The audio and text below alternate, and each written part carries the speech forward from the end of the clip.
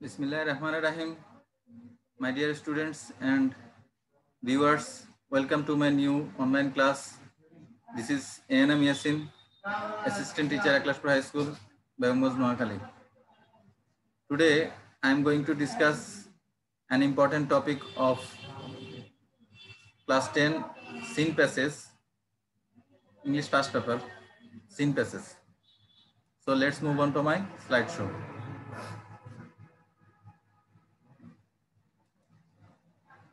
I welcome all of my students to my new class. This is my identity. English first paper, class 9 and 10, unit 6, lesson 1. Dear students, look at the flags. Do you know the name of the countries that belongs to these flags? What are the countries' name of these flags? Maldives. Now look at, these are our neighboring countries. এরা হচ্ছে আমাদের প্রতিবেশী বিভিন্ন রাষ্ট্র, মালদ্বীপ, Sri Lanka, India, Nepal, Pakistan and Bhutan. Dear students, do you know him? Mushfiqur Rahim, Naimur Rahman, Shakib, তোমরা কি তাকে চিনো কেউ? আনমিউট করে বলো, আমার সাথে শেয়ার করো। Yes sir. বলো নাম কি? এই পিকচারে আমরা যাকে দেখতে পাচ্ছি, who is the man in the picture? Musa Ibrahim. হ্যাঁ, very good, Musa Ibrahim. He is Musa Ibrahim, very good. Musa Ibrahim, do you know what is his great achievement? তার অবদান কি? কি জন্য তাকে আমরা চিনি?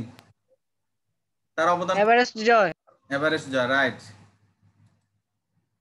His great achievement is hoisting the BD flag, Bangladesh's flag on the Himalayas. মানে হিমালয় পর্বতে বাংলাদেশের পতাকাকে কি করেন তিনি? উড্ডয়ন করেন। এখানে একটা ভিডিও ক্লিপ আছে, আমরা এটা স্কিপ করে গেলাম। এরপর আমরা তাহলে দেখব, do you know the what is the image of this picture? Mountain Everest. হ্যাঁ, do you know what is the name of the peak? এই পিকের নাম কি? এই চূড়াটার নাম কি? Mount Everest, right, mount Everest. Mount Everest is, do you know where is mount Everest? Mount Everest কোথায় অবস্থিত? Nepal. Mount Everest is in Nepal, very good. Lesson declaration, our neighbours Nepal, the land of Everest. তাহলে আজকে পাঠ ঘোষণা হচ্ছে আমাদের প্রতিবেশী নেপাল।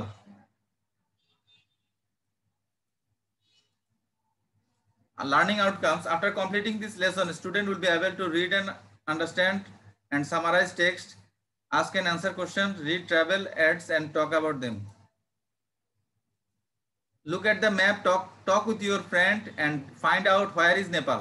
এখানে আমরা একটা ম্যাপ দেখতে পাচ্ছি, ম্যাপে আমরা কোথায় নেপাল অবস্থিত সেটা আমরা খুঁজে বের করব। এখানে কান্ট্রির মধ্যে আমরা ক্লিক করি, নেপালটা কোথায় অবস্থিত, আমরা নেপালের মধ্যে ক্লিক করলে যেখানে বের হয়ে আসবে নেপালটা এখানে অবস্থিত, বুঝতে পারছো? এই জায়গায়। আচ্ছা, এরপরে আমরা পরবর্তী ইয়েতে চলে যাই। Look at the picture and talk with your partner, what about the pictures. তাহলে এখানে নেপাল সম্পর্কে দুইটা ছবি দেখতে পাচ্ছি। Nepal known as the land of Everest which is one of the most charming countries in Asia. Nepal হচ্ছে, নেপাল যা এভারেস্টের দেশ হিসেবে পরিচিত, এটি এশিয়ার অন্যতম সুন্দর একটি দেশ। এরপরে look at the second slides. It is also known as the holy only Hindu kingdom in the world. এটি পৃথিবীর একমাত্র হিন্দু দেশ হিসেবে পরিচিত। কেমন? The kingdom of Nepal is a small and land of sublime beauty. তাহলে নেপাল, প্রজাতন্ত্র নেপাল হচ্ছে অতি মনোরম সুন্দর একটি ছোট দেশ। সাবলাইম মানে অতি সুন্দর।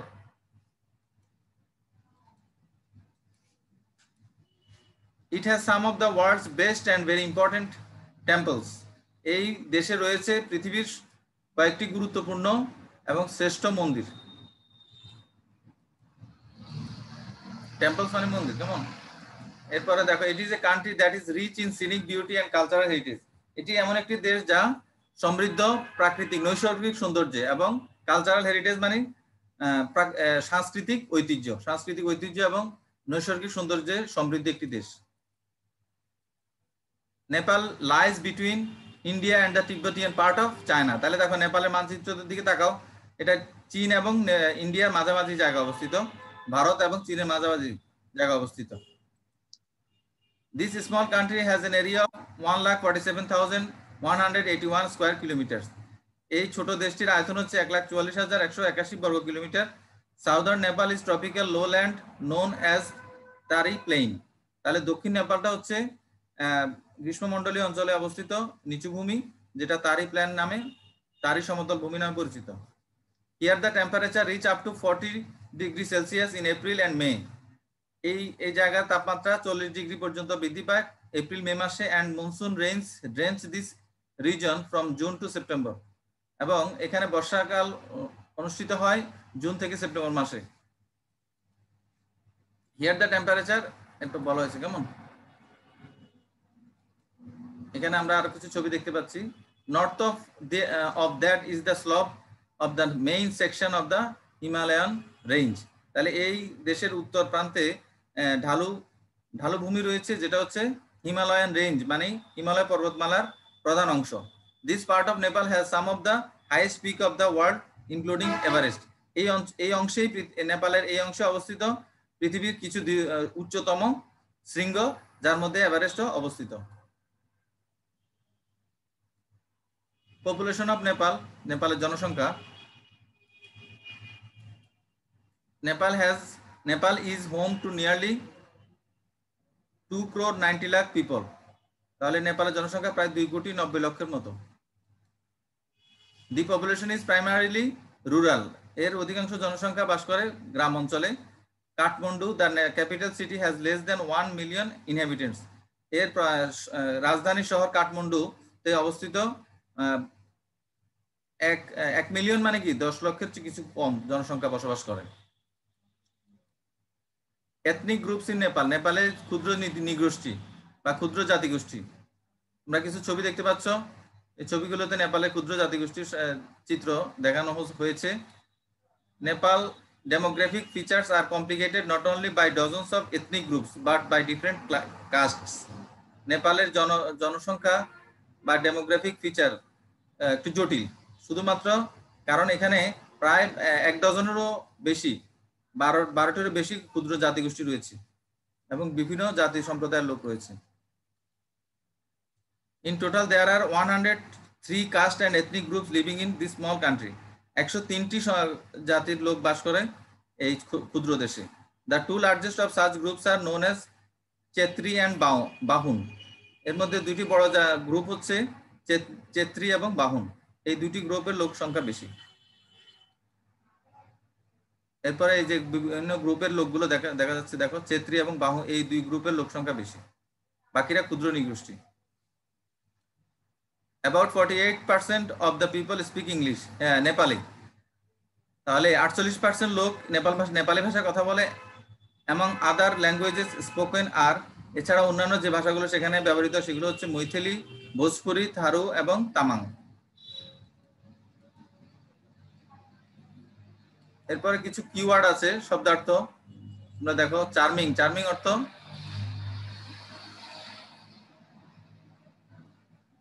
the scenery is very charming. Charming মানে কি সুন্দর, সিনারি খুবই, এই দৃশ্যটি, প্রাকৃতিক দৃশ্যটি খুবই সুন্দর। anything sceneries or countries that look very beautiful.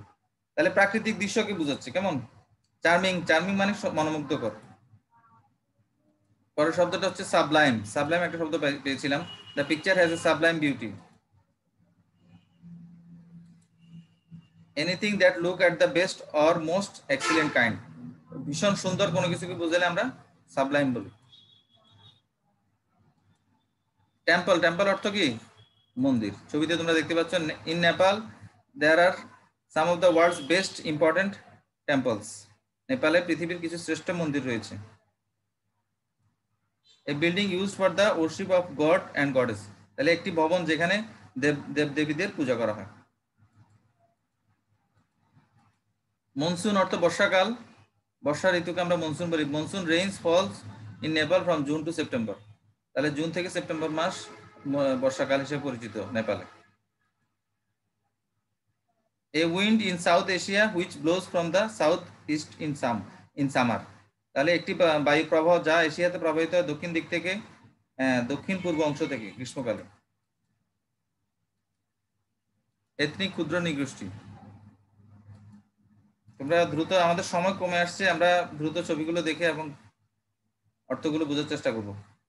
তাহলে এথনিক গ্রুপ হচ্ছে ক্ষুদ্র নৃগোষ্ঠী। In Bangladesh there are many ethnic groups such as Chakma, Manipuri etc.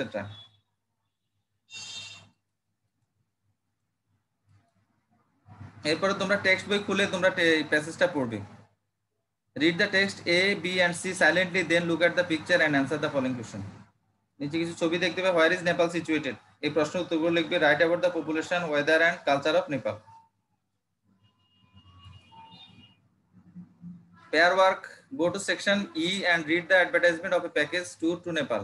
একটি বিজ্ঞাপন দেখবে যেখানে নেপালে যা ভ্রমণের একটা বিজ্ঞাপন রয়েছে। এই বিজ্ঞাপনটা দেখে তোমরা now discuss with your friend if the statement are true or false. এই উপরের প্যাসেজগুলো পড়ার পরে তোমরা বক্তব্যগুলো সত্য কিনা মিথ্যা সেটা লিখবে। If false give the correct information, যদি মিথ্যা কারেক্ট তথ্য লিখবে। এরপর তোমাদের বাড়ির কাজ হচ্ছে write a letter to your friend highlighting the main attraction of Nepal. তাহলে তোমরা একটা চিঠি লিখবে তোমার বন্ধুর কাছে নেপালের আকর্ষণীয় দিকগুলোর বর্ণনা দিয়ে। কেমন? Thank you. আজকে আমাদের ক্লাস এখানে শেষ করছি। তোমরা সবাই ভালো থাকবে, সুস্থ থাকবে, নিরাপদে থাকবে এবং মনোযোগ দিয়ে বাড়িতে পড়াশোনা করবে। জি স্যার, আসসালামু আলাইকুম। ওয়ালাইকুম সালাম। জি স্যার।